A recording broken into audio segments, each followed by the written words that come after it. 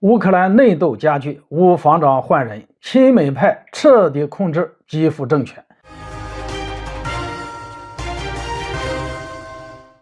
大家好，我是肖一华。今天我们聊聊乌克兰内斗加剧，俄乌局势将更加不确定，前线战事吃紧，后方却陷入了动荡。据媒体报道，近日泽连斯基的亲密盟友拥有美国国籍的阿拉哈米亚公开表示，乌安全部门将做出重大人事调整，乌防长列兹尼科夫将离任，他的职位将由年仅37岁的乌情报总局局长布达诺夫接任。当前乌克兰战事正酣，在这样一个特殊的时期更换安全部门的负责人，很有可能会对俄乌冲突的走向产生巨大影响。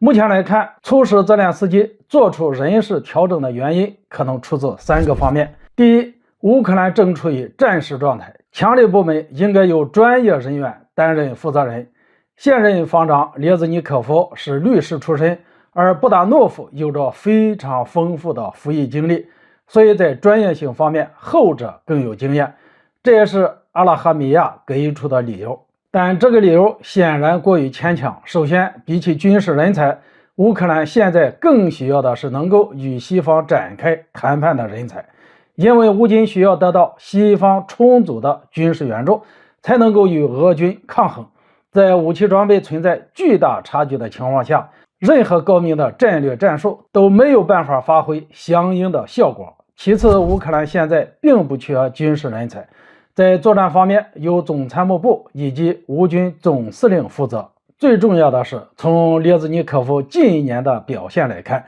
他是合格的防长，为乌军争取到了源源不断的军援，从海马斯火箭炮到现在的大量主战坦克，这些进攻性武器极大的提升了乌军的整体战斗实力。所以现在以专业性问题换掉列兹尼科夫显然只是一个借口。实际上，在西方国家，国防部长一职基本上都是由文职官员担任。第二，列兹尼科夫被贪腐案牵连。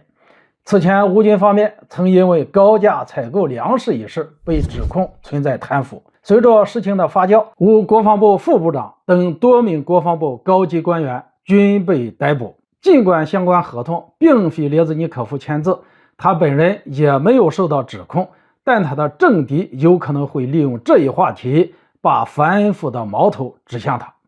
第三，西方施压的结果。有俄媒体分析认为，布达诺夫作为情报部门的负责人，长期和西方情报部门打交道，他被视为亲美派，所以美国为了进一步控制乌克兰政府，有意把布达诺夫推到国防部长一职。值得一提的是，列兹尼科夫对自己可能被换掉一事表现出极为的抗拒。据悉，列兹尼科夫将被安排担任战略产业部部长，但在俄军的狂轰滥炸下，乌克兰基本上已经没有战略产业，所以这次人事调整其实就是让列兹尼科夫体面下台。这也侧面说明乌克兰政府内部有着太多见不得人的利益勾兑。当前顿巴斯前线的战斗正在进入关键时刻，此时的乌克兰后方有如此大的调整，必然会对未来的俄乌局势走向产生直接的影响。如果乌克兰内部陷入混乱，